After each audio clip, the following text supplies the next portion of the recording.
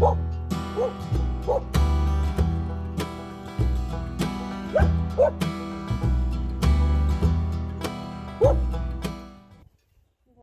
Patricia Barlow-Irick, and I train wild horses and I teach people how to train wild horses at Mustang Camp here in northern New Mexico. We've trained more than 600 Mustangs and burros for adoption. In 2021, I took on a student and found her a fresh Mustang with the intent of documenting our process. Maria is a statistician in Portland, Oregon. Her special needs rescue dog, June, introduced her to positive reinforcement based training, and she decided to learn to use these same methods with horses. The Jicarilla Ranger District had 3 recently captured horses in the Forest Service holding facility. The gray mare, they said, sweats if you even look at her. The others were calmer. I want the wild one, I said. We brought her home to meet the other animals at Mustang Camp. If you're just joining this story, we recommend starting at the beginning of our Belle Parker playlist. Click here to go there now. Be your best thing, and then, but you're not going to say face, you're just going to put your hand out and kind of try to be pointing towards the jaw, but it's usually best with a scared horse like that to be kind of a little bit in front of them. Okay. Okay, so you don't have to be on the side and to do this. And is H my jaw?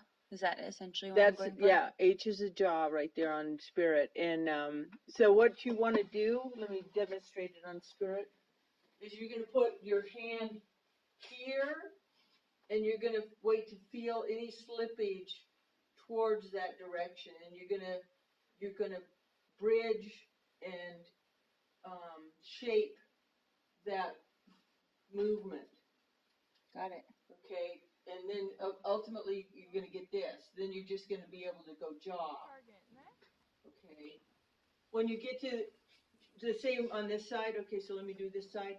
And then when you get to the jaw, you're going to say neck, and you're going to do the same thing where you just shape it, and at first you're not going to actually touch the neck. You're just going to get the horse to moving in that direction.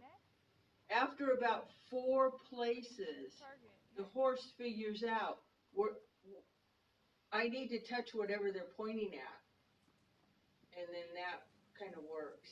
On the ears, you're just going to do the star. You're going to touch the star, but then you're going to shape that downward head movement to put contact with the ears. Got it. But you've really got to, we are primates, and we want to grab them. Yeah. We want to reach. You have to not do it.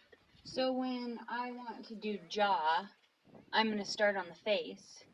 Do I point to face and have her put her face into there? Because she's already respondently conditioned for you to touch her face. Yeah. First you're going to teach the difference between face and star, face and star, face and star. You're not going to say face when you do it the next time. You're just going to put your hand over there. Yeah. And you're going to wait for any movement. And then you're going to capture that movement, and then you're going to shape it into touching the jaw. Got it. Because if you just tried to touch the jaw, it would never happen. Yeah. Yeah. So when I'm shaping, how do I then add the cue of pointing, or the signal of pointing to that piece? Like, seems like if I want to touch her star, she's always going to be. So at first you're capturing the movement, right? Mm-hmm. At first you're capturing the movement. Then when you've got the movement to the location, you're going to be capturing the location. Okay. Okay. Then you can just hold your hand out a little bit, and they're going to be searching for it. Okay. They're going to be searching for it. So after a couple of them, they just are like, oh, this is where you point at the body part and I touch you with it. And if you've got a domestic horse that's not afraid, they can learn like 20 body parts in 20 minutes. Wow. It's really amazing. Yeah, that's super cool. Mm-hmm. So I probably don't need to think past the jaw for this section. I would say be ready for anything. Okay. Okay, so be ready for anything. But you're gonna probably in the first session you're gonna do stuff that's on the that end of the horse. Okay. Maybe we should talk about chest, shoulder, and withers in our next session. I don't know. Like, do you shape into those or do you just ask for those? Well, at that point you've got the neck, right? Yeah. You've got the neck, and so you can shape into it, or you can just ask for either See what one. happens. But the best thing, if your horse doesn't mind being touched, Yeah. the very best way to teach one of the things is to touch the body part, say the name of the body part, touch it, feed. Say the name, touch it, feed. Say the name, touch it, feed. Do that 3 times. Then say the name, and then get your fingers like 1 centimeter away from touching. Yeah. And then the horse will start searching for that with the body part. I mean, that's the easiest way. But you can't do that with a horse that's not going to let you touch it. Yeah. So you want to really get that touch. And the neck, once you get the neck, then it kind of gets a lot easier. So, because then they're like, oh, this isn't so bad. Yeah.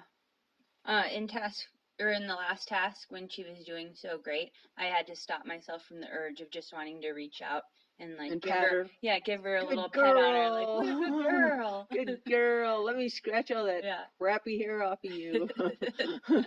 Yeah. Yep. Okay, well, I think we got a plan.